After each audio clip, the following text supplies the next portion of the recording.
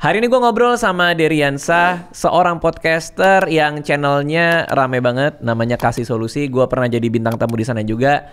Mari kita ngobrolin soal bikin konten sampai ke marketing. Let's go. Der.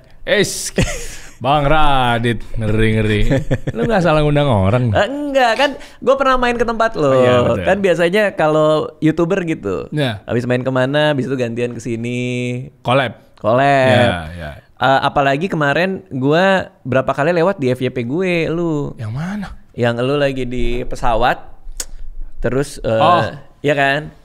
Lagi ya, di pesawat, iya bedah brand. Ya. Lagi di bangku pesawat, terus ada iklan air mineral lah gitu. Ya. Kan? Terus lo bedah kontennya apa segala macam. Ya, gitu. Oh nyampe FYP-nya ya? Nyampe. Oh. Ada lagi yang lo, pokoknya potongan-potongan podcast tuh banyak sih. Ada yang Abdur nangis. Iya betul. Abdur nangis di podcast lu. Iya. Ngomongin soal betapa bersalahnya dia dalam menjalankan agama apa gitu. Ya satu, terus kedua juga dia mengingat Nabi Muhammad SAW gitu kan, ketika perjuangannya begitu-gitulah. Dia gampang sedih bang kalau di ranah-ranah spiritualisme tentang perjuangan Nabi dia, Masya Allah dia. Padahal dia orangnya hobi fitnah ya. Iya, pokoknya orang masuk dalam podcast gue tobat tuh gitu. Bener dia tukang fitnah Mamat loh dia. Oh ya terus pokoknya gue lagi sering sih ngelihat itu. Tapi yang menarik adalah kita tuh sebenarnya pernah ketemu kan dulu kan. Iya, jadi di program gue waktu dulu tuh gue ada program namanya gantiin Dwi Andika tuh apa namanya? Neo Planet Remaja. Neo Planet Remaja. Iya, jadi dulu dia Planet Remaja, terus tiba-tiba TV itu gitu ya, Antv itu ya. Itu bikin Neo Planet Remaja. Nah, gue hostnya. Waktu itu gue ngeliput lu bang, wah lagi ngefans-fansan. Gila ngeliputannya sama Radit, wah Masya Allah. Okay. Di Kartika Chandra apa namanya? Kartika Chandra, KC. Planet Hollywood. Iya. Nah, itu lu lagi promo. Gue lupa lagi film apa ya waktu itu lu ya? Film Kami Jantan kalau nggak salah. Kami Jantan ya? Lupa. 2009 berarti kan? Enggak. Enggak. Gue 2011 lah. Oh, Cinta Brontosaurus kali ya? Iya betul. Oh iya? Gue sama Eriska Karin. Hostnya tuh gue sama Eriska Karin. Karena Eriska juga main. Makanya. Oh, I see. Kita support lah ya. Kita sebagai tim program pada saat itu, ya udah deh. Kenapa lu nggak lu aja Rizka film lo tuh yang sama Radit kita liputnya sekalian deh gitu. Ya gua terus terang gue gak ada memori itu. Karena gue belum begini perawakannya. Tapi kan ada Eriska juga. Ada lah. Iya maksudnya gue nggak hostnya. Gue nggak inget ada momen ada Eriska, ada elu. Even Eriskanya juga lu nggak inget? Iya gue nggak inget. Lah orang gue sama dia nggak hostnya. Makanya gue nggak inget ada memori itu. Mungkin karena itu bagian dari promo kali ya. Terus promo kita sebagai media gitu waktu ya? itu media kan rame terus Antv pada liputan-liputan gitu, terus kita dikasih privilege lah sama Bang Radit karena mungkin Eriska main juga kali ya. Jadi gue dapat kayak semacam talk show tipis-tipis 3 menit kan. Biasanya kalau wartawan kan gimana filmnya, siapa pemainnya, kapan tayangnya, doorstop. Yeah. Nah kita waktu itu kayak ya udah dapat nih ngobrol berdiri gitu. Oh, I see. Iya. Iya. Karena di kepala gue tuh kita duduk terus masuk TV gitu. Oh iya, pers kan. Biasanya kan. Tapi ini kita berdiri sambil ngobrol. Berdiri ada I see. Lu gue pasangin klip tim gue pasangin lo clip on, emang ngobrol kenapa filmnya begini, ceritanya apa gitu-gitu. Iya. Gitu. Dulu gue waktu SD si Planet Hollywood itu. Itu kan terkenal banget ya. Oh iya, ada dulu itu. Gue dulu punya temen SD anak orang kaya pak. Bapaknya itu yang bawa salah satu merek minuman ke Indonesia. Adalah merek minuman terkenal. Itu bapaknya yang ngurus.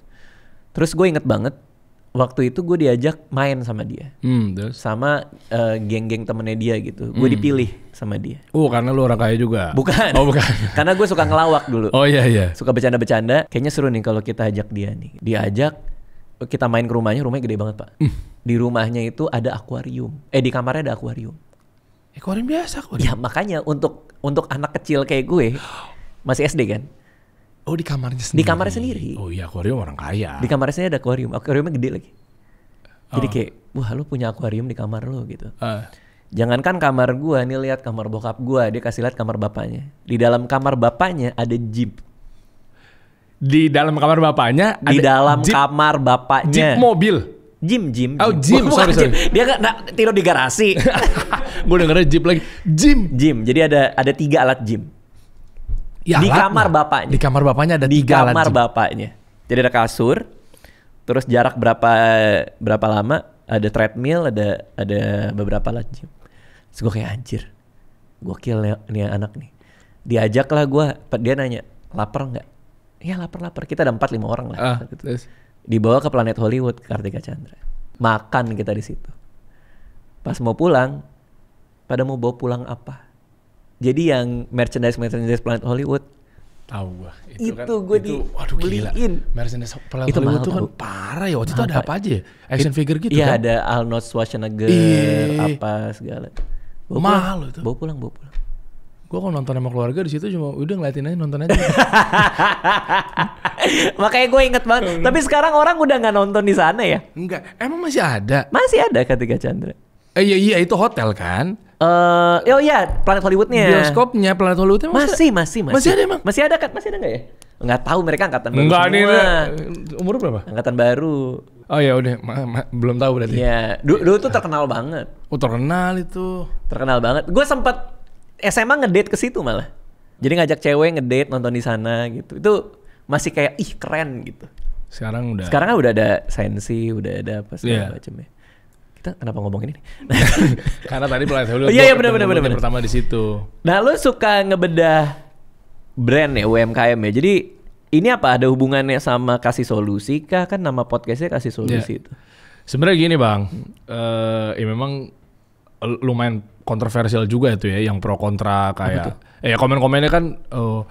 Akhirnya lu siapa? Lu kenapa lo brand itu belum lo belum lahir, brand itu udah lahir, kan panjang tuh ya. Apa? Lo belum lahir, brand brand itu udah lahir. Itu kan menjadi polemik juga tuh komen-komennya. Kenapa lo bedah-bedahin? Karena lo bedah brand-brand terkenal. Terus orang ngerasa kayak siapa lu bedah-bedah brand ini? Makanya saatnya klarifikasi nih di sini nih. Oh iya, mantap. Maksudnya gini loh, gue tadi males balas-balasin komen, tapi lebih kepada bukan masalah umur-umuran, bukan masalah pendapatannya dan seterusnya, tapi lebih kepada justru ini bukan merasa hebat ya, tapi himbauan kepada even brand-brand gede pun juga bisa kepleset bang. Ya, berapa banyak brand-brand gede juga akhirnya sekarang hilang kan dari permukaan. Nah sebenarnya itu jangan sampai UMKM dari awal ngesetnya salah nih, kasarnya gitu. Nah cuma mungkin banyak yang salah tangkap. Dan berikutnya adalah beda-beda itu sebenarnya reaktifnya waktu zaman gue beradvertising lah dulu di media, di agensi ya begitu-begitu. Makanya ya sekalian kita bikin konten lebih kepada UMKM ini kan kalau mau belajar lebih dalam biasanya kepentok di duit. Ya. Misalnya belajar ada workshop, course apa segala macam. Dan mereka juga mau bayar agensi juga mahal. Agensi-agensi yang multinational company ya, yang dari luar ke sini kan banyak banget tuh, dari Jepang, dari Amerika dan seterusnya. Nah sebenarnya kita pro UMKM-nya nggak cuma ada di kawan-kawan yang lainnya permodalan, biasanya dia punya banyak duit, oke giveaway nih, bagi-bagi ini apa segala macamnya. Ada yang dari sisi desain misalnya, logo bantu ini, tips edukasi dan seterusnya. Nah gue coba untuk ngambil ceruk itu sehingga UMKM juga bisa berjalan tanpa harus pakai agensi, tanpa mau ngerasa hormat buat kawan-kawan di agensi ya. Rata-rata begitu, kita datanya rata-rata mereka ya nggak sanggup bayar agensi ya. Gini deh, bayar produksi sendiri aja mereka katanya tim internal loh. Apalagi pihak ketiga, poinnya tuh itu. Nah, jadi artinya adalah lo ngebedah brand-brand ini, ngomongin kesalahan branding lah, atau ada yang brandingnya bagus lo bilang juga. Oh iya, gue bilang juga. Supaya teman-teman yang punya UMKM nonton konten lo merasa terbantu. Iya, karena kan mereka nggak punya budget, ya kebanyakan nggak punya budget buat agensi, buat mikirin brandingan. Itu hubungannya sama lu adalah karena lu dulu anak agensi, anak iklan. Macam-macam lah dulu kita. Di media, di radio, anak iklan gitu, terus agensi, terus macam-macam lah. Sampai media kita dulu ada kalau MRA tuh grupnya kan banyak-banyak, radionya ada 5 ya kalau nggak salah ya. Itu kita salah satu revenue stream atau stream income yang lainnya adalah kita buka agensi juga gitu. Nggak cuma iklan, placement, adlibs dan lain sebagainya, tapi ada juga kita bikinin event school to school atau mungkin creative agency. Biasanya monetisasinya kan sana tuh. Itu sebelum ada podcast Kasih Solusi. Jauh bang, 2005 gitu udah masuk di media. Oh, berarti lo bikin media sendiri atau lo kerja untuk sebuah media? Oh, jadi lo dari karyawan dulu nih. Praktisi, karyawan, betul. Karyawan dulu. Nah, Kasih Solusi nih, ketika gue diundang, gue juga bingung nih Kasih Solusi apa? Iya. Apakah ini media, apakah apa gitu. Terus kan gue ngelihat YouTube channelnya tuh. Ternyata banyak teman-teman gue juga udah mampir kan. Iya mampir. Kayak Panji segala macam. Panji udah mampir. Babe almarhum ya waktu itu. Tapi gue nggak tahu Kasih Solusi ini ternyata marketplace ya. Nah, apa sih itu? Jadi gini bang, Kasih Solusi ini adalah salah satu mimpi lah ya. Karena kami dulu anak-anak media, pengen punya media sendiri biar nggak kerja atau mungkin punya usaha media dan seterusnya gitu ya. Nah sehingga dari tahun 2005 gue tuh udah masuk di radio di Jakarta, itu jadi penyiar radio. Sampai 2017 sampai 2019 lah bener-bener udahannya di radio. Oke. Artinya berapa tuh? 5 ke berapa tuh? 14 tahun. 14 tahun lah. Ya, di 14 tahun itu punya mimpi gimana caranya umur 30 itu punya media sendiri. Oke. Which is tahun 2019 tuh umur lo 30 tuh? Enggak. Pokoknya sekarang 35. Oke. Tahun ini 35. Oke. 2000 harusnya ya? Iya bener pas tuh. Pas ya. Nah, mimpinya itu gimana caranya pengen punya media sendiri karena memang inline ya, memang bidangnya di media advertising, media dan seterusnya. Tadinya pengen punya TV, keberatan gak punya modal secara kapital. Ya mahal tuh. Ya udah lewat digital dulu deh. Yang ujung-ujungnya kita nggak menutup kemungkinan adalah ke TV, insya Allah. Dari situ kenapa juga kita akhirnya kerucutnya secara posisi kita berdiri adalah tentang UMKM karena ada banyak lagi tuh. Itu ada lembaran yang satu lagi tuh bang. Tentang dulu gue pernah masuk ke sebuah aliran-aliran sesat. Gue mengecewakan banyak UMKM karena orang yang kerja. Waktu itu gue punya usaha terus karyawan gue akhirnya gue pecat-pecatin karena visi misi gue yang penting gue jihad, ngapain gue ngejar dunia dulu gitu. Nah, jadi lo ingin membersihkan diri dari dosa lo yang lama ini ya? Mungkin bisa dibilang begitu. Oke. Dulu pokoknya apa itu bisnis UMKM, kejar dunia dikejar, akhirat lah, cabut semuanya, kita kat-katin karyawan, partner bisnis ditinggalin, zolim lah. Oke. Bersama itu juga adalah ketika orang yang kita tinggalin, mereka kan jadinya buta arah nih untuk di bidang marketing ya, di bidang advertising, iklan dan seterusnya. Akhirnya bukan usahanya malah jalan ketika gue keras ke situ, tapi malah ya qadarullah ya bangkrut.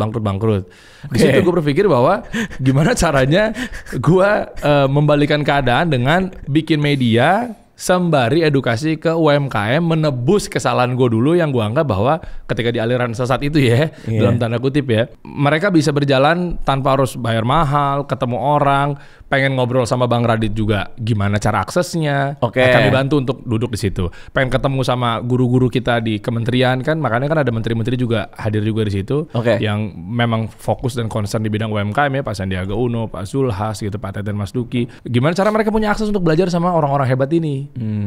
Nah, jadi kompleksitasnya tinggi sehingga oke lah, decide lah, putusin buat bikin media, tapi untuk fokus bantu UMKM. Nah, hubungan sama marketplace tadi pertanyaannya bagus. Jujur marketplace sudah kita bumi hanguskan.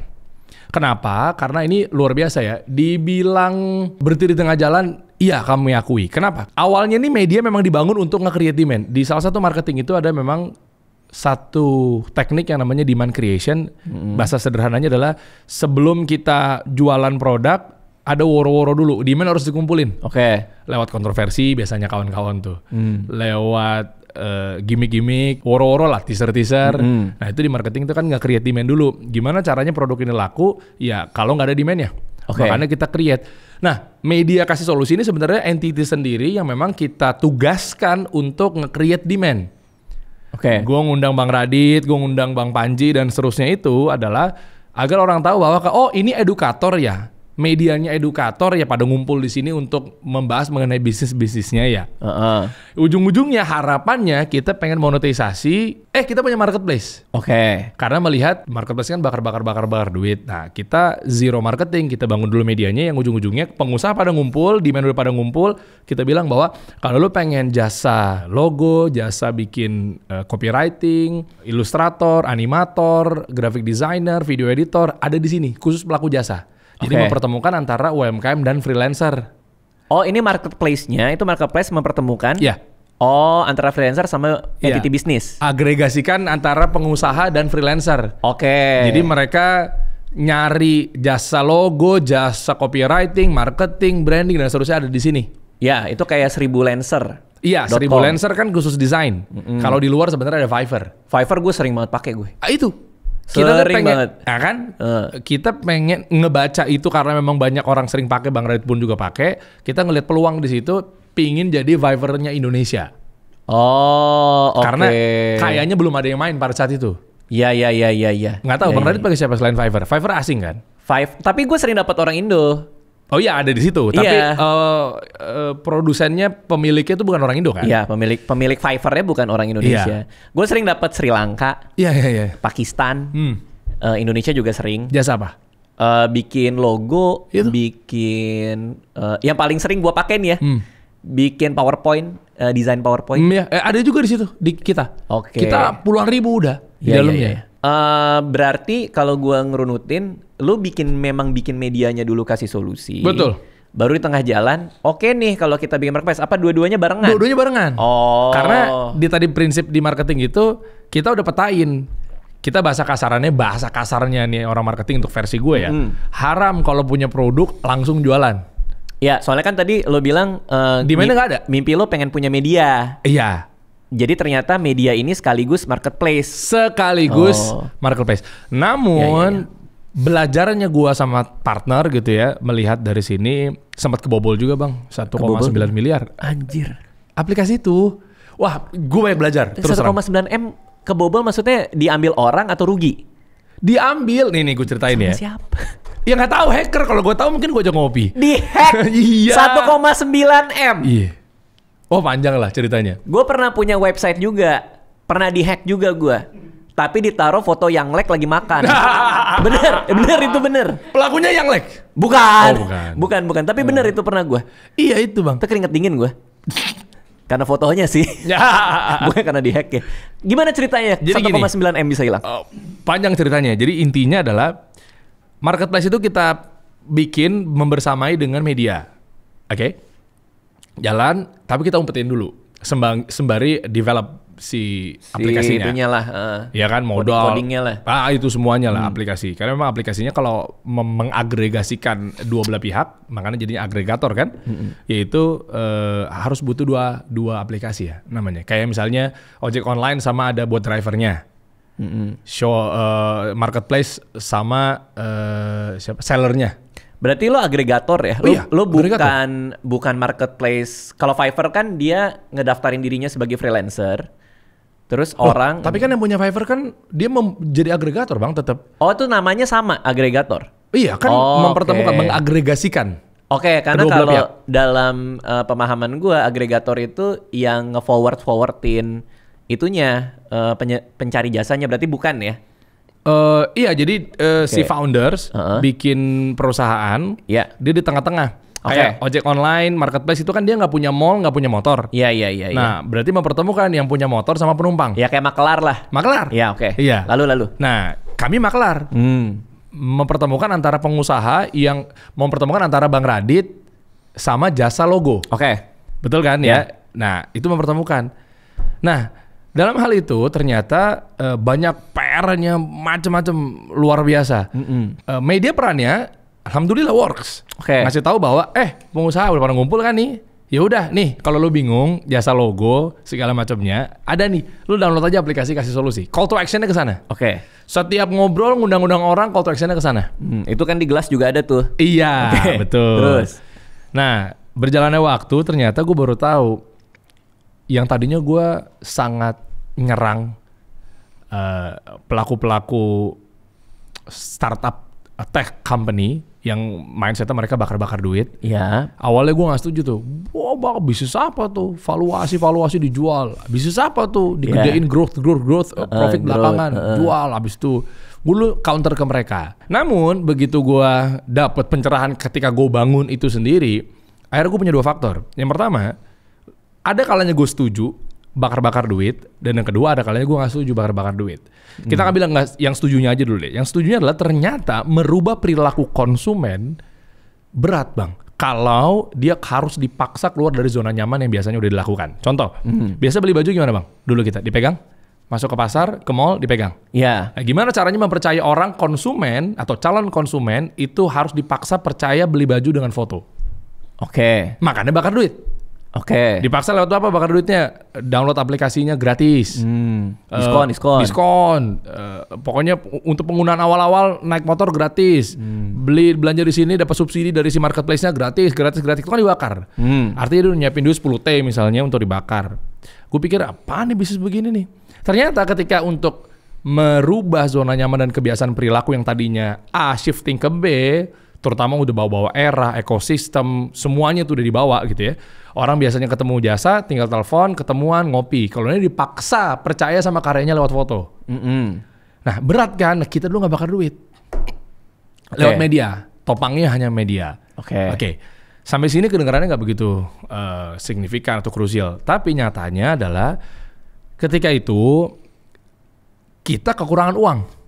Kekurangan kapital untuk ngebakar. Biar orang yang tadinya kalau minta jasa logo nggak hanya lewat, Dit, lu punya orang kenalan ini nggak lewat WhatsApp kan? Punya nggak? Oh gue punya nih, kenalin dong. Kalau ini kan dia harus percaya masuk dalam download aplikasi. Betul. Nah, itu kan harus pakai uang. Jadi kita bilangnya, yuk download aplikasinya. Kenapa gue harus download? Nah, si freelancer dalam yang udah puluhan ribu ini ngasih masukan ke kita ketika kita FGD, ketika kita forum group discussion gitu ya, riset, bang kasih kami subsidi dong. Apa bedanya kami jualan sendiri konten di Instagram, tapi sementara gue harus masuk daftar jadi seller elu sebagai freelancer. Bedanya apa? Mending gue di Instagram aja. Subsidi aja, karena lu mau rame, gak apa-apa kita support deh. Mereka loyal tuh. Terus gimana cara bentuk subsidinya? Gue aja bangun aplikasinya aja hampir miliaran. Gak ada duitnya tuh ya? Gak ada duitnya dong. Ya udah deh, gak apa-apa deh, dia loyal deh. Bertahan di situ. Membersamai waktu yang dia mau support juga dalam aplikasi karena dia tahu insya Allah ada masa depannya. Ada satu seller gelap, gadungan, namanya Rio. Ini nama untuk penipuannya, nggak mungkin itu nama asli. Tapi dia terdaftar sebagai Rio. Tiba-tiba masuk. Kan kita kurasi. Lo kalau mendaftar marketplace harusnya lo ini dulu kan, pengajuan nih. Iya. Nah, kita kan kurasi tuh. Apply kan, nggak tiba-tiba langsung akun marketplace lo jadi kan. Tiba-tiba ada di dalam namanya Rio. Ini ceritanya nih. Kok saldo kita hilang? Itu pun bertahap. Jutaan dulu, jutaan. Saldo perusahaannya? Saldo marketplace ada di mana? Dompet bukan? Lo mau beli barang, lo mau beli topi gue di toko, lo transfernya kemana? Ke marketplace dulu, baru marketplace cair kalau topi ini udah nyampe ke rumahnya si konsumen kan? Iya. Iya dong. Duit itu kan masih nyangkut di cloud kan? Di dompet kan? Iya. Kalau jasa Fiverr lo jadi baru dicairin. Iya. Jasa logonya udah jadi, setelah revisi baru dicairin. Ya itu escrow tuh kalau nggak salah istilahnya tuh. Duitnya ditahan dulu kan? Iya betul. Istilahnya gue lupa tapi istilahnya pihak ketiga yang untuk payment gateway dia di dompet online cloud lah. Kasus tuh Rakber dulu. Gue lupa lagi. Ada tuh Rakber. Terus? Nah, berarti kan seorang Raditya Dika beli topi bayar ke marketplace. Topinya nyampe, duitnya cair. Iya. Seorang Derry mesan jasa logo, pengusaha nih masukin ke kasih solusi. Begitu logonya udah jadi, duitnya cair ke Fadil. Dapat ya? Ini. Nah. Berarti kan duit orang pada ngumpul kan? Duit pengusaha pada ngumpul kan? Tiba-tiba pas mau si freelancer mau cairin atau mungkin pas kita mau turunin, ada sistem gue nggak paham lah istilah di IT-nya. Kok gue belum dibayar-bayar? Freelancernya nanya dong. Kita bukalah dalamnya. Ada orang namanya Rio, dia pakai sistem nyairin dompet, masuk ke misalnya kasih solusi P gitu ya. Dia mau nyairin, ada uji coba, terekam. Pertama ngambil 20.000. Bisa. 200 juta. Nggak bisa. Coba lagi yang kecil-kecil dulu. Diambil, ambil. Sampai pengujian uji coba penjebolannya, datanya duit 1,9 miliar. Gila. Gue udah bahas di podcast gue ngundang digital forensik. Kita buka apa namanya? Oh, sampai lo buka di tempat lo tuh? Iya, gue buka. Ya kan misalkan kita nih ntar bohong. Akhirnya kita ganti uang freelancer. Kita ganti. Silakan kalau memang alhamdulillah sih insya Allah nggak ada lagi ya. Buat para freelancer, ini udah lawas sih masanya. Buat freelancer yang masih duitnya belum cair, akhirnya mau nggak mau gue pasang badan, gue ganti. Makanya alhamdulillah nggak pernah dengar kan kasih solusi insya Allah penipuan atau segala macam kan. Karena kita ganti. Gitu gali lubang tutup lubang.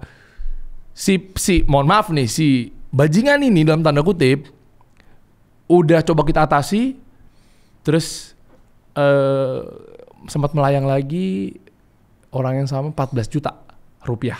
Jadi dia masuk lagi? Lah kan ada uang masuk. Kan aplikasinya kita lupa nge-hold, ada transaksi masuk buat bayar freelancer dong. Iya. 14 juta, hilang, Dia masih nyoba lagi. Setelah dia nguras 1 miliar lebih, dia masih nyoba lagi. Hilang lagi. Rio. Ini namanya. Taulah kapan merasa cukup, Rio. Udahlah. Nah, terus? itu Bang. Ya udah, disitulah gue langsung mawas diri bahwa yang namanya marketplace itu ketika bakar duit ada pada tempatnya yang jelas, yang benar, itu ternyata di situ fungsinya. Buat apa coba bakar duitnya? Selain buat faktor eksternal, promo-promo. Tim. Makanya tim UI, UX, tim security, tim apa lagi tuh Bang? Gue gak paham nih, ini orang Gen Z milenial paham tech lah mungkin. Kita gak ada yang paham. Gue udah angkat, lo jatuhin tim lo sendiri lo. Mukanya muka-muka muda doang. Kita juga gak ada yang ngerti di sini. Kita gak ada yang ngerti. Gak ada yang ngerti juga. Dia jago bikin Indomie. CTO. IT. Enak, dia Indomie aja. Tapi IT kita gak ada yang ngerti. Kita bikin video doang. Iya, nah gue ngobrol sama teman-teman gue di Gojek gitu ya, dan seterusnya. Banyak gue punya sahabat Tri gitu ya, yang tadinya juga punya partner bisnis namanya Ochan gitu di Blibli. Dia sampai ngomong, ya pokoknya dicerita lah, tim gue tuh untuk begituan doang tuh ada yang 400 orang. Serius? Iya, gue cuma berapa tebak kira-kira tim aplikasi, tebak aja. 35. 1, Iqbal namanya. Halo Bang. Halo Bal, semangat ya Bal. Ayo, semangat, kamu bisa Iqbal. 1 orang Purwokerto. 1 orang di Purwokerto ngurusin duit miliaran itu yang hilang itu. Hybrid dia. Wih, keren Iqbal, 1 orang. Pokoknya gue cuma bilang gimana caranya balik Bal. Ayo semangat Bal. Dia mau pajuan kan gak enak. Pak, saya cuma sendiri. Wah, kamu keren. Kamu kan IT. 1. Ya artinya bukan salah Iqbal juga. Tapi secara manajemen kita harus tahu kalau kapan orang nggak mampu kan sebenarnya kan. Iya, cuma sempat naik pita mau nyalain Iqbal. Tahu nggak kehack gara-gara apa? Abis ini maaf ya Bal ya, saya bongkar dosa-dosa Anda. Maksud gue kalau ini caranya yang ribet Bang, gue terima Bang. Oke, ini hacker canggih gitu. Katakanlah itu lo terima ya. Gue terima, tiba-tiba ada hilang tuh duit. Gue terima. Ya. Gitu kan. Ini apa yang terjadi? Bal, masa lu nggak bisa sih Bal? Dia tahu. Lu kalau mau narik, ya, gue nggak tahu pakai contoh-contoh kiasnya, gue sebut aja, ntar lu sensor aja lah ya. Shopee Pay apa segala macam, lu nariknya gimana cara nyairin duit masukin ke rekening bank lu? OTP bisa, pakai PIN, terus habis itu pakai PIN dan seterusnya kan. Lu masuk ke dompetnya, habis itu lu cairin kan? Iya. Mau langsung ke rekening ya nilai yang sama apa segala macam ya. Pas mau nyairin cuma dikasih kata minus depannya. Nggak masuk gimana? Ini ada UI nih, user interface yang buat ngambil duit mindahin ke rekening. Ya dong, lu masukin saldonya kan? Lu mau nilai yang sama dalam Shopee Pay-nya atau Tokopedia namanya apa sih dompet? Itulah pokoknya. Iya, GoPay ya, itu berapa nominalnya atau yang ada di situ kan? Biasanya ada pilihan tuh. Mau senominal yang ada di dompet atau lu cuma buat nabung dia, lu ambil goceng dulu, lu ambil 10.000 dulu gitu kan? Nah, dia ketik dong angka nominalnya. Misalnya lo mau nyairin 1 juta masukin ke rekening lo, lo ketiknya 1 juta, 1 0 0 0 gitu. Depannya kasih minus doang. Lalu kesedot duit orang. Lo paham gak sih Bang? Jadi ini persoalan di coding berarti kan? Iya, cuma dikasih minus. Di codingnya itu cara nyairin adalah kalau lo bisa masuk ke dalam, tinggal lo di kodenya pakai minus gitu kan? Lo mau ngambil misalnya 1 juta, lo kasih min 1 juta. Itu duit freelancer turun langsung ke tempat lo. Kok bisa? Iqbal, kerja lo gimana sih Bal?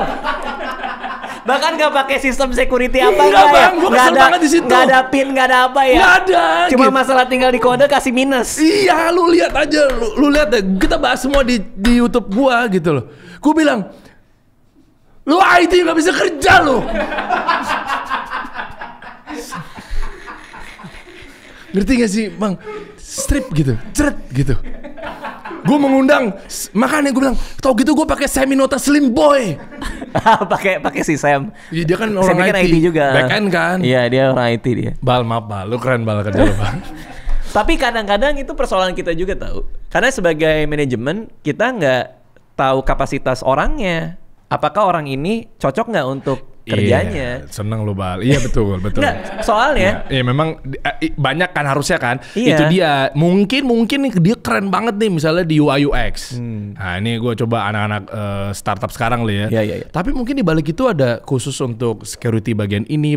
Nah memang jujur tapi keren. Gue mau apresiasi sekali. Dia dipaksa untuk nge-cover semuanya bang. Iya. 400 orang yang ada di Tokopedia. Jadi gitu. satu doang. Jadi satu. Di Purwokerto. Online lagi. Iya benar. Online lagi di Purwokerto.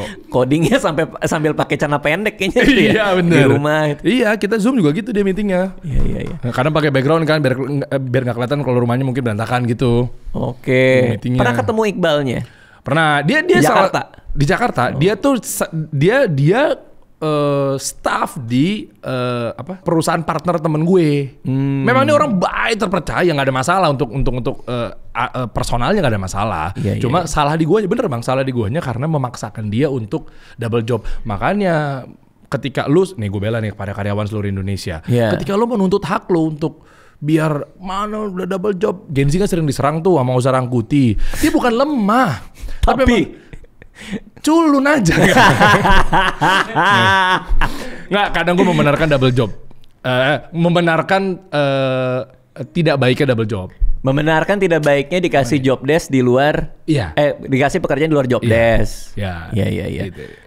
Ya biasanya kalau misalnya ada penurunan kinerja ya mungkin ada masalah di load kerjanya juga. Tapi kalau gue ngerasa Iqbal ini lebih ke ekspertisnya dia nggak cocok sama kerjaannya, kayaknya sih itu ya. Dan dia nyetingnya gue nggak tahu istilahnya apa ya, desain jago. Selain desain tuh ya pokoknya lu bikin website lah gitu kasarnya Iya. Itu. Tapi mungkin dia bukan di ranah sekuritas apa segala macam. Bener. Tapi yang kita sebagai manajemen kadang nggak ngerti juga kan, ya kan? Karena temen gue baru aja S2 ngambil di Amerika online. Oke. Khusus digital security, Pak. Ada khusus untuk itu doang? Iya, khusus jurusannya digital security. Tuh kan. 2 tahun. Jadi mungkin Iqbal ngerti UI UX, tapi untuk mendalami security digital itu mungkin nggak, karena itu jurusannya ada. Ada jurusannya. Iya. 2 tahun. 2 tahun. Fadil di sini malam jadi security depan. Tapi lebih ke satpam dia. jagain garasi kan ada mobil kantor. Ada mobil kantor dia. Oh iya, 2 tahun ya. 2 tahun. Temen gue ngambil master di Amerika. Jadi artinya, tapi lo belajar banyak ya Pak. Iya itu makanya. 1,9 M itu kadang-kadang kalau kita bisnis ya. Gue nggak ngerti bisnis ya. Cuma kadang-kadang gue ngerasa kayak itu namanya duit belajar, duit les nggak sih? Learning cost nggak sih? 1,9 anjir. Nah makanya akhirnya gimana, pivot lah dalam tanda kutip, itu kita bekukan. Pivotnya kemana? Pivotnya ke untuk uang yang masuk ya, brand. Sponsorship maksudnya? Sponsorship ya, brand di meja. Kasih solusi punya creative agency juga ya, ke situ jadinya. Tadinya kan kita benar-benar dalam tanda kutip ya bergantungnya marketplace itu bakal tumbuh kan. Dulu kan kita kena tech FOMO ya, startup, aplikasi dan seterusnya. Tapi akhirnya nggak kita ke situ. Tapi ya alhamdulillah malah justru alokasi lipat-lipatnya tuh di ranah yang lainnya gitu kan. Macam-macam lah. Salah satu turunan dari kita ada travel umroh juga dan seterusnya gitu. Lu nutup si marketplace freelancer ini karena baru sadar bahwa kalau mau ngembangin itu jadi bagus perlu modal yang gede dan bakar duit, atau kapok duluan 1,9? Enggak. Sebenarnya masalah customer behavior. Poinnya itu. Makanya akhirnya bedah-bedah yang ada di pesawat dan seterusnya itu gue sering bahas mengenai perilaku konsumen. Itu dulu tuh. Makanya kan mungkin FVP yang sering ditemukan adalah tentang perilaku. Lu ngapain jualan produk tapi perilakunya. Itu sebenarnya gue belajar dari pengalaman gue pribadi. Karena perilaku konsumen sebegitu harus diperhatikannya. Nah dari situlah apa perilakunya. Tentang orang harus percaya sama digital, percaya sama foto, tanpa tatap muka, ya kan udah berubah lagi perilakunya, handy, maksudnya lebih ke tangan, harus begini begitu dan seterusnya. Belum lagi kena benturan perilaku kaum diskon dan seterusnya. Nah itu yang kita pelajari, barulah ada satu metode bisnis yang memang ada yang cukup kental dengan perilaku konsumen, ada yang tidak begitu kental dengan perilaku konsumen. Misalnya perilaku yang tidak kental, misalnya perilaku konsumennya adalah ya memang katanya para pakar tentang basic needs. Ada 4 tuh di teori Maslow, hierarchy of needs gitu di Abraham Maslow. Dia bilang ada food, water tuh maksudnya beverage gitu ya, air, minuman, clothing, sama rest buat istirahat, bantal, guling. Itu udah kebutuhan dasar paling bawah. Nah sehingga begitu jualannya itu ya nggak perlu dirubah-rubah karena setiap orang setiap harinya pasti butuh makan, butuh minum, butuh pakaian, dan juga butuh istirahat. Nah ketika udah naik ke atas kan hierarchy of needs kan, kalau teman-teman marketing tahu pasti kan di atasnya nanti psychological needs, naiknya lagi baru aktualisasi diri. Paling atas tuh. Iya. Nah, paham jago nih udah. Ya kan. Nah, itu kan susah tuh. Makin naik pasti perilakunya berubah. Nah, ketika masuk marketplace, ketika masuk apa itu kita tahu mungkin awal-awal 2017. Nah, itu kan udah berubah semua tuh perilakunya. Nah, apa nih maksudnya hubungannya sama lu nutup ini? Duit. Jadi kalau perilakunya makin kental, banyak cara, salah satunya yang paling faktor utamanya adalah duit, kapital. Investasi internal, investasi eksternal, bakar duit, tim harus proper. Jadi kalau merubah perilaku konsumen yang cukup masif dan signifikan, investasi biasanya tinggi. Karena jualan lo itu bukan basic needs. Iya. Larinya ke situ. Kecuali kalau lo bikin F&B atau apa. Iya. Gua nggak perlu ngerubah perilaku apapun. Iya. Ada tapi nggak effort. I see. Ya kayak misalnya contoh. Satu ada yang gaya-gayanya mainnya berapa lapis ratusan, lebih satu lagi pakai hitam siapa takut. Yang ini ngomongin produknya, yang ini ngomongin perilakunya. Karena yang satu adalah tentang ada perilaku yang ngelihat dari produknya, oh tebel ya, oh coklatnya melted ya. Tapi ada satu lagi nggak peduli sama produknya, dalam tanda kutip nggak pedulinya ya. Tapi lebih kepada bisa merubah perilaku gue nggak. Ketika gue pakai baju hitam, iya bener ya, gue pede, gue nggak takut. Ketika gue makan sesuatu diputar, dijilat-jelupin, oh ada sensasi baru ya. Itu kan dua hal yang berbeda tuh. Nah makanya konten-konten tadi misalnya Bang Radit sempat singgung di awal adalah ketika lu kok banyak beda-beda karena perilaku udah berubah. Nah contoh yang di pesawat itu di FVP TikTok gue itu adalah lu dulu udah lama nih main di sini. Gue appreciate banget dengan lu punya konten kok bisa-bisanya air mineral tapi ngomongin fokus. Padahal cuma air mineral nih. Yang biasanya adalah air dari mata air pegunungan, jernih ya dan lain sebagainya. Tiba-tiba kok sempat ada bercandaan di tongkrongan, lu nggak fokus, lu ngomongin lu kurang air nih, minum. Itu tuh yang lagi kita coba bedah karena UMKM begitu baru memulai bisnis sekarang, pasti kan dia dari startnya dari satu, langsung lengkap aja, udah dilewatin nih perilakunya nih. Itu yang lagi kita bantu UMKM di situ Bang. Kayak berapa banyak UMKM yang lu bantu pada suatu waktu gitu? Misalnya sebulan lu bantu 5 apa 6? Bahkan lebih dari itu ya alhamdulillah. Konsultasi berarti kan? Iya bisa konsultasi, bisa organisasi, bisa kopdar. Ratusan bisa berarti? Di grup kita aja hampir puluhan ribu ya yang dikasih solusi bisnis club KBC. Gue pikir lo kayak cuman ngebatasin berapa terus lo tempelin kan apa bisa, 5 biji apa 6 biji enggak ya? Itu ya. Betul, ada lagi. Ya. Di kantor kita buka konseling di kantor. Jadi ya alhamdulillah ya hampir tiap hari ada aja yang datang gitu kan, register dan lain sebagainya itu manajer gue lah yang atur, datang konsul. Tapi kalau emang skalanya lebih luas biasanya dia pakai Zoom. Kita pakai Zoom, kita bikin ini apa segala macam, kopdar. Kemarin kita ke Bogor, kemarin kita ke Magelang, itu kita ketemuan yuk, kita ngumpul yuk. Di situ-situ tuh permainan kita tuh. Nah, gue ngelihat lu tuh bisnis savvy-nya oke banget ya. Maksudnya lu biasa bikin bisnis, terus tadi Insya Allah, suka ngitung ini apa segala macam, bikin tim. Gue penasaran ngulik perspektif bisnis dari bikin podcastnya. Nah, apa yang lo lakuin untuk ngegedein podcast, kasih solusi ini? Ada nggak hal-hal yang berkaitan dengan marketing dan pemasaran yang lo pakai? Sehingga udah berapa ya subscribers kan udah 1 jutaan lebih ya? 2 tahun ya, 1 jutaan. Iya, ada 2 tahun ini bisa dapat segitu gitu. Strateginya apa tuh? Macam-macam Bang. Jadi kita pakai bahwa dari mulai dasar dulu deh, misalnya gua nggak pakai 4P. Price, product placement. Kita nggak pakai itu, tapi kita hijrah dari 4P ke 4C. 4P itu marketing 1.0, 1.0. Atasnya 2.0, atasnya lagi sampai ke 6.0. Nah, satu itu kita udah skip. Karena zamannya ekosistemnya udah berubah. Kita pakai 2.0. Jadi kita nggak lagi bahas tentang produknya, tapi bahas tentang perilaku konsumennya. Contoh misalnya, Gue nggak bilang bahwa kami ini podcast bisnis, tapi kita bilangnya bahwa kalau pengusaha yang pengen bisnisnya jalan, ownernya jalan-jalan, waktu yang tepat untuk nonton ini. Wih, keren tuh. Jadi itu keren sih. Rhymingnya begitu, rimanya begitu. Iya. Bisnisnya jalan, ownernya jalan-jalan. Itu kan definisi dari autopilot. Oke. Nah itu yang kita naikin levelnya sehingga masuk ke benaknya konsumen, terkelabui lah dalam arti positif ya. Iya ya. Karena sejatinya di zaman sekarang kalau kita jualan produk bilang produknya, subjektivitasnya tinggi dan persepsinya berubah. Contoh, gue ke rumah Bang Radit, bawa tentengan plastik hitam. Bang Radit tanya, apaan tuh Der? Oh ini bini gue nitip.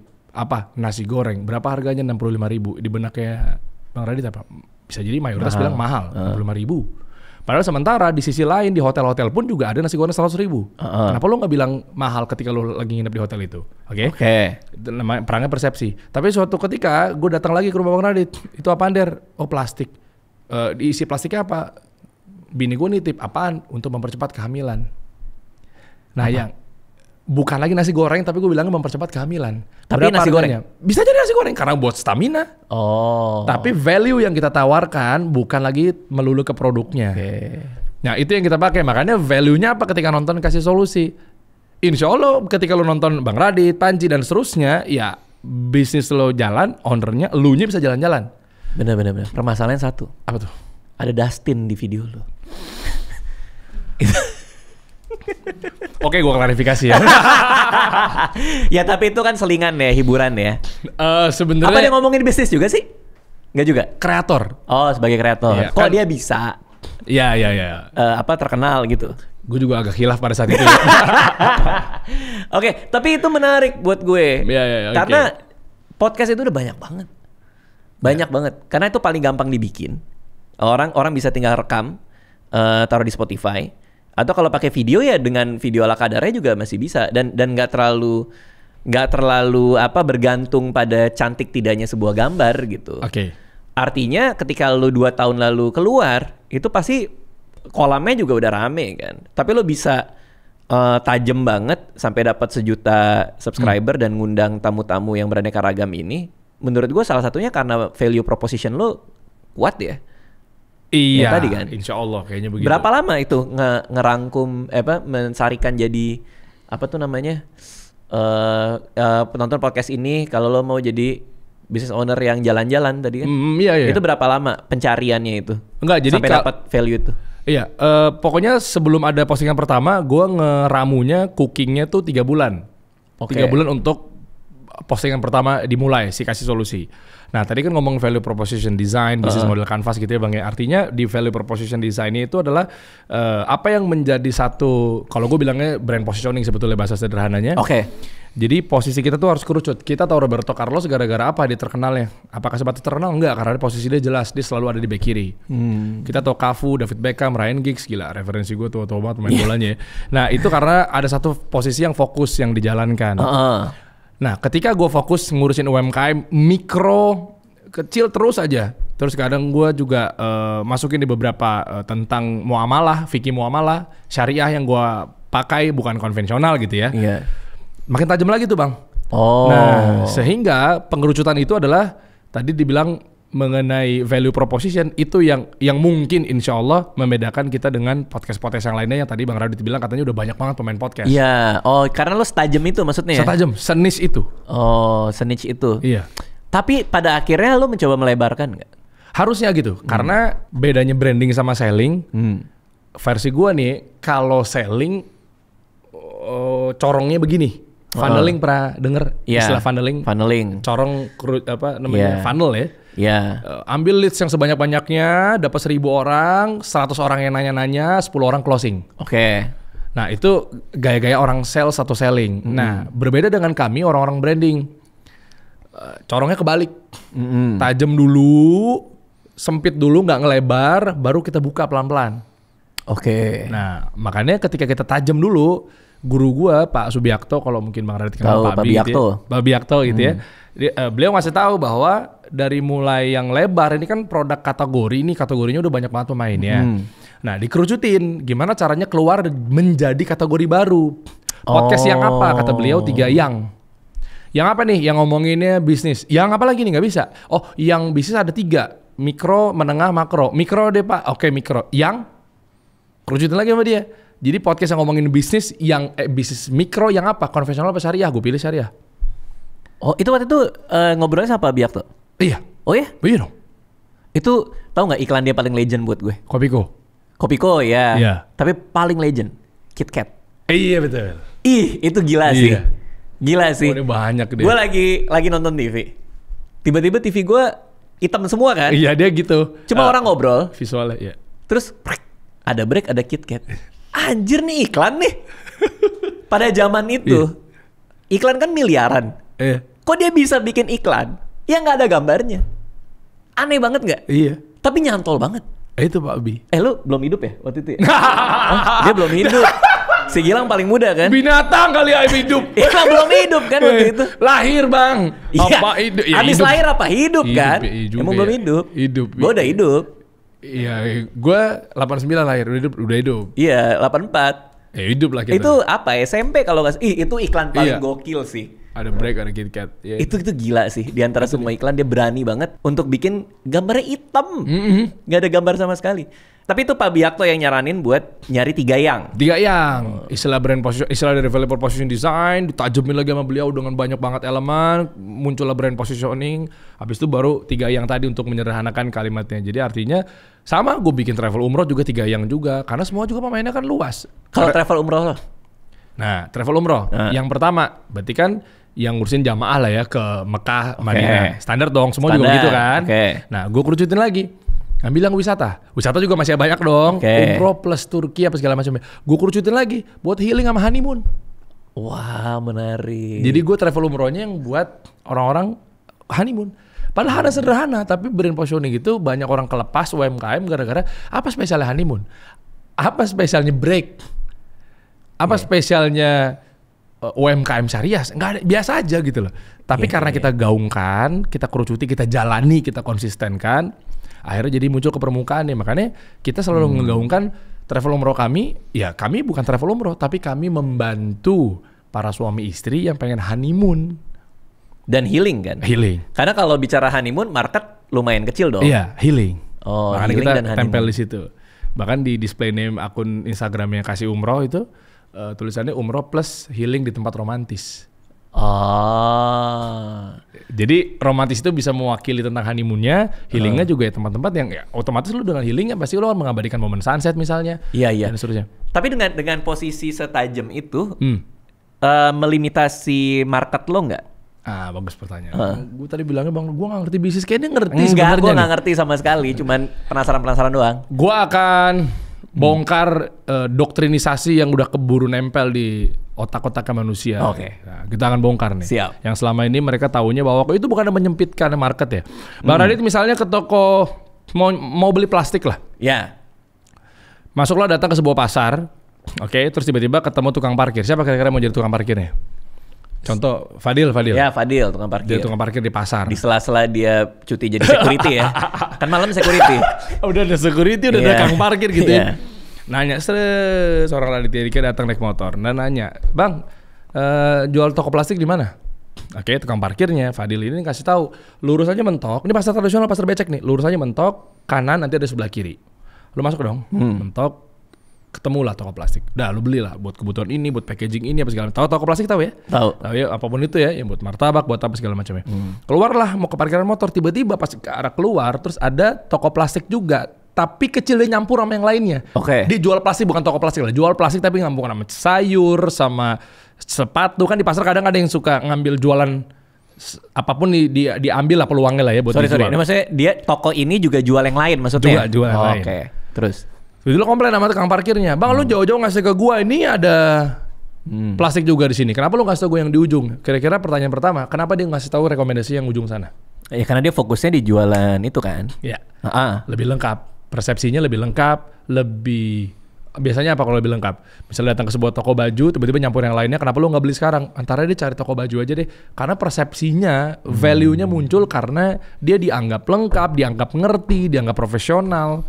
Nah, bayangkan ketika nyampur sama yang lainnya, terus tiba-tiba muncul satu doktrin, satu pemahaman keliru dan sesat bilangnya bahwa bukannya kalau nyempitin market itu adalah akhirnya jadinya sedikit tuh secara market. Oh, bukan begitu mikirnya. Mikirnya adalah ketika kita terlalu lebar, sekarang gini, orang mau beli burger ke tempat burger, orang mau beli nasi goreng ke tempat nasi goreng. Kenapa lo beli kopi itu nggak ke mall padahal di dalam mall ada banyak kopi? Karena mindsetnya mau beli kopi ke tempat kopi. Bukan ke mall, padahal taruhan nggak boleh ya, tapi lebih kepada coba deh gue tes lu ke mall, pasti ada yang jual kopi. Kenapa lu mau beli kopi bukan ke mall? Karena di mindset kita secara persepsi adalah ketika kita mau memutuskan sesuatu beli ya pasti dia akan menyasar kepada si titik fokus itu. Nah makanya ketika kita terlalu ngelebar, bisa jadi anggaplah gini deh, ada 100 orang mau datang ke pasar, tiba-tiba bagi 4 berapa 100? 25. Terus ada satu penjual di pasar, itu ngejual 25 kategori. Dia jual plastik, dia jual sepatu, jual baju, jual topi. Sama dong. Harapannya 25 pasti datang ke gua, 25 datang ke gua, datang ke gua, datang ke gua. Harapannya gitu dong. Dibuka tuh lapak. Pertanyaan gua, 25 orang ini ketika si A nyari sepatu, si B nyari plastik, si C nyari baju, si D nyari topi, dia kemana? Ke masing-masing toko yang jual itu kan. Artinya nggak ada yang datang, bisa jadi. Jangan-jangan nantinya. Makanya polanya ketika lu fokus pada sesuatu lewat brand positioning, orang yang memiliki mindset yang sama adalah datangnya ke situ. Jadi 100 orang datang ke honeymoon umroh, healing, 100 orang datang ke healing itu juga. Karena memang dia nyarinya fokusnya ke situ. I see. Dan market size tuh jadi tidak relevan. Karena gimana pun juga kalau lo setajam itu pasti banyak. Karena kan mereka persepsinya begitu. Semuanya ikutan profesional. Nggak mungkin, nggak apa-apa gue belanja di toko yang nggak profesional dan nggak lengkap aja deh. Nggak mungkin. Menarik ya. Berarti artinya, kalau ada yang orang mau bikin podcast, sekarang nih yang nonton nih, mendingan lu cari posisi yang sangat tajam deh. Gitu ya? Iya, itu di teori branding, di teori marketing. Karena memang gue ada di dalam itulah ya, udah kecemplung di situ, itu kita kaji. Bahkan ada yang satu kutipan dari Al Rice ya, itu dia punya anak namanya Laura Rice. Laura Rice itu adalah konsultannya Samsung gitu ya. Dia punya teori namanya brand positioning sama dengan atau titik 2 battle of perception. Jadi marketing sesungguhnya adalah bukan battle of product atau battle of price, tapi battle of perception. Gara-gara roti diturunin harganya dengan harapan pengen ada diskon untuk ada laku penjualan banyak, tapi coba deh lu lihat teman-teman semua yang lagi nonton masuk ke dalam satu supermarket, ada roti di atasnya tulisannya promo termurah dan seterusnya. Mayoritas begitu gue tes menganggap bahwa roti ini roti kemarin atau roti udah mau basi atau roti mau expired. Karena harga diturunin. Jadi sehingga jangan diturunin harganya. Makanya digemukin value-nya. Karena in the end lo kalau value prop lo bagus, lo nggak usah bertarung di harga. Iya, itu poinnya. Karena lo capek sendiri kalau bertarung di harga kan. Capek. Cuman main tipis-tipisan margin berarti kan. Iya, betul. Makanya bangun brand. Makanya gue sama Pak Bi Akto itu selalu bilang, ayo kita edukasi UMKM, bangun brand gitu. Kemarin tuh gue nonton podcast Think Media tuh. Dia lagi sama Patrick Bet-David, kalau lo tahu tuh ada entrepreneur luar juga. Argumen dia adalah sekarang ini branding itu udah makin sulit dilakukan karena trust itu paling banyak dipegang sama KOL, influencer. Tapi argumen lo gimana menurut lo? Marketing itu kalau pakai rumusnya Profesor Philip Kotler, dalilnya apa? Marketing 1.0, 2.0, 3.0, 4.0. Marketing 1.0 fokus pada produk, marketing 2.0 fokus pada perilaku konsumen, marketing 3.0 fokus pada representatif atau beli jadi siapa. Gue mudahin, marketing 1.0 beli dapat produk, marketing 2.0 beli dapat apa, apa tuh sama dengan manfaat. Marketing 3.0 beli jadi siapa. Orang beli Air Jordan gara-gara pengen kayak Michael Jordan. Ketika masuk di 3.0 bahasa gue adalah representatif, makanya KOL ada di situ. Karena gue pengen beli produk ini biar kayak Raffi Ahmad, biar kayak Raditya Dika, biar kayak Panji, biar kayak dan seterusnya. Makanya sempat waktu itu yang lagi-lagi gue kritisi air mineral itu, yang ada di pesawat, air mineral itu sempat campaign bareng sama Raisa. Terus akhirnya rame, penggorengannya sukses menurut gua adalah jadi muncul klaim ini air minumnya Raisa. That's good gitu. Nah makanya gua kritisi kenapa lo mundur. Lo malah balik lagi ngomongin tentang ini murni. Sementara semua air putih juga adu-aduan murni. Terus apa lagi value-nya gitu. Nah kalau lo masih main di situ ya masalah.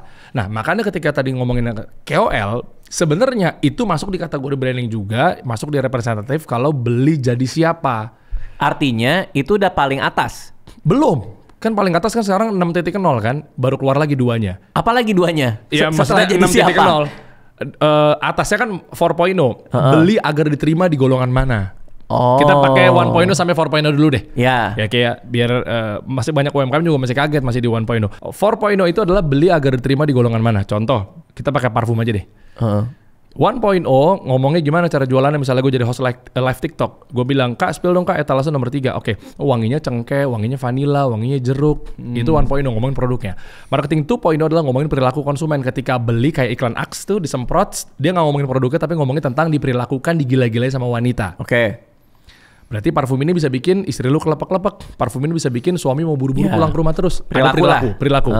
Marketing 3.0 tentang representatif, KOL dan kawan-kawan itu adalah bilangnya wanginya spill dong Kak etalase nomor 7. Oke, wanginya kayak cewek baik-baik. Oh, ada yang kayak gitu? Ada, ya memang begitu optimasinya. Ada bau cewek baik-baik? Ya rata-rata cewek nakal sih ya, tapi maksudnya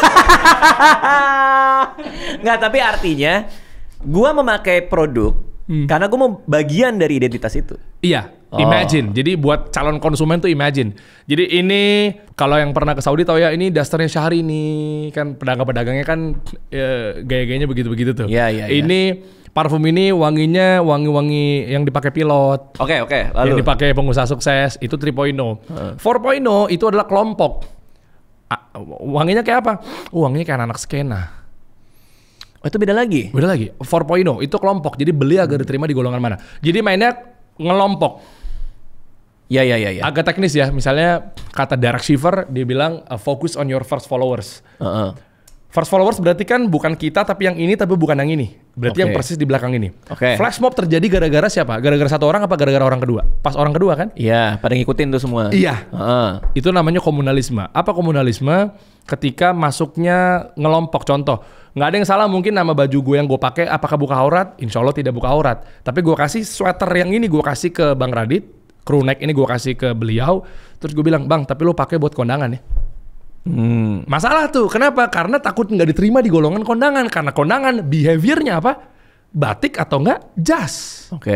Nah makanya ketika Apple, Nike dan seterusnya ini, yuk ikutan gerakan kita. Kaf juga tuh salah satunya. Dia keren pakai Mas Harman tuh pakai 4.0. Seakan-akan dia berkata bahwa ini bukan facial wash. Tapi apa? Kami adalah gerakan untuk mengajak pria-pria peduli lingkungan. Dia sempat bikin ruangan yang oksigen, udara positif dan seterusnya. Karena kemarin isu di Jakarta kan udaranya nggak baik, polutan dan seterusnya gitu. Itu gerakan. Makanya rata-rata Apple juga pakai seperti itu. Kami ingin mengajak orang-orang yang ingin mengubah dunia dengan teknologi. Yang memiliki pemikiran beda, think different. Bukan berapa lapis ratusan, bukan mie pedas nomor 1, fokus pada produknya tapi kepada perilakunya. Dua lagi nanggung. Itu baru 4 itu. UMKM belum nyampe tapi takutnya ya oke lah. Ya kan misalnya tentang naiknya lagi 5.0 tentang AI. Masuk di situ tuh AI. Apa hubungannya AI? Maksudnya penggunaan AI untuk berpromosi atau apa? Iya, satu penggunaannya dan yang kedua adalah pernah denger gini nggak? Konsumen adalah raja. Ya kan? Kan McD pernah pakai juga tuh dilayani oleh raja atau dilayani sebagai raja. Dilayani oleh raja, silakan Kak, atau dilayani sebagai raja. Nah, ketika naik ke AI berarti cara pengerjaannya adalah dia dibantu oleh AI plus tafsirannya begini. Dia tuh udah tinggal duduk manis ya, lo datang ke gue. Karena konsumen perilakunya udah beda, Bang. Semakin lo diroboti, semakin lo dimudahkan, semakin lo dilayani super duper layaknya raja dunia, ya semakin lo akan beli produk itu. Artinya kostumisasi. Bisa jadi. Sebuah produk itu cater ke diri kita. Sesuai kita maunya apa. Makanya kan rata-rata orang pakai Hermes dan lain sebagainya itu kan bukan gara-gara produknya. Orang naik Harley gara-gara produknya, gara-gara bannya tebal. Masa sih? Orang beli iPhone gara-gara fitur teleponnya. Masa sih? Lu meeting aja perlu dibalik. Biar ketahuan pakai iPhone. Oh gitu ya? Iya. Di meja kan dibalik. Iya. Biar ada kameranya ketahuan, bukan pemakai yang. Enggak, gua nggak pernah gitu. Gua cuma taruh gini aja. Tapi gue bilang iPhone. Itu iPhone. lebih parah. Yang terakhir, yang 6 itu masuknya ini kepada paling ujung ya berarti kan? Paling ujung sekarang ya. Kemarin gue ngundang juga Mas Iwan Setiawan gitu ya. Singkatnya gini, kalau 6 tuh kayak online to offline, offline to online. Jadi lo beli baju, merasakannya bukan lagi megang bajunya. Marketplace salah satunya. Udah setajam itu. Jadi udah, mohon maaf nih, bahkan udah di level, udah sekasar-kasarnya nggak ada gunanya lagi store. Oke. Semua udah hadir di sosial media. Sekarang gue tanya, terakhir beli barang di marketplace, tokonya di mana? Gua baru sebelum tadi lo dateng, pas lo lagi nunggu di depan, gue habis belanja juga. Di tokonya di mana? Nggak tahu. Ya itu. Marketplace-nya pakai marketplace, cuman gue nggak tahu tuh toko di mana. Kok beli? Nggak takut ditipu? 1,9 M lagi gue beli. Itu uang gue. Itu uang gue. Iya benar. Kenapa nggak takut ditipu ya? Gue beli gunting tadi. Iya. Gunting main. Iya, nama brandnya apa, lokasi di mana. Makanya 4P udah nggak berlaku. Produknya apa? Ya udah. Price-nya berapa? Ya udah. Place-nya di mana? Ya udah. Ada promo apa enggak? Ya udah. Jadi jangan sibuki di 4P ya, tadi. Bener juga ya. Ya kan produk. Price, place, promotion itu kan pasti selalu subjektif di ranah produsen. Yang bikin produk siapa? Produsen. Yang nentuin harga? Produsen. Yang nentuin lokasi di mana? Produsen. Ada promo apa enggak? Emang konsumen gitu? Bang, bentar gue taruh dulu harganya. Oke, gue mundur bentar. Oke, gue beli. Kan produsen yang bikin harga. Jadi 4P itu, mohon maaf nih, udah gak relevan lagi dipakai. Iya. Iya, ini perspektif yang menarik banget ya. Bener, karena marketing mix yang 4P itu kan ada jauh sebelum ada internet kan. Iya, itu tahun 40. Iya kan? Iya, betul. Tahun 40 kalau salah waktu itu pas 40-60 James Skellington dan kawan-kawan itu ya. Jadi tahun 40 itu Amerika lagi krisis, Amerika lagi menang-menangnya. Kan perang dunia tuh. Amerika lagi menang. Memang jujur kita lumayan tergantungkan sama Amerika. Oke. Saat itu perang dunia, Amerika menang. Yang pertama ya, abis itu jual apa aja mudah. Karena rakyatnya makmur. Duit di mana-mana. Harga bisa diatur dan seterusnya. Logikanya, nasi goreng udah pasti beli nasi goreng. Laku udah pasti laku aja. Karena yang ngapain, kita kaya kok. Kita negara nomor 1 sekarang. Oke. Kita menang, kita pendapatan udah tinggi dan seterusnya. Tahun 60-an lanjut, gue lupa perang dunia kedua kalau nggak salah, itu hancur tuh, Amerika kalah. Nah sekarang daya beli turun kan? Oke. Nah kalau dipaksa tentang jualan produk terus, gue udah tahu ini nasi goreng, terus value buat gue apa? Nggak bisa dengan semudah-mudah di pasar, ayo nasi goreng selesai, makanya fokus pada produk. Dikasih produk yang bagus, atau so-so, dikasih harga yang oke, dikasih place-nya oke lah, strategis, dikasih promo apa enggak, oke lah ada, ya udah laku. Tapi hijrahnya 4P ke 4C. Apa 4C? Customer, cost, convenience, communication. Cost itu gimana bang? Yang beli produk itu cost kan, biaya kan. Nggak peduli pokoknya, yang penting ada manfaat buat customer, berapapun harganya gue beli.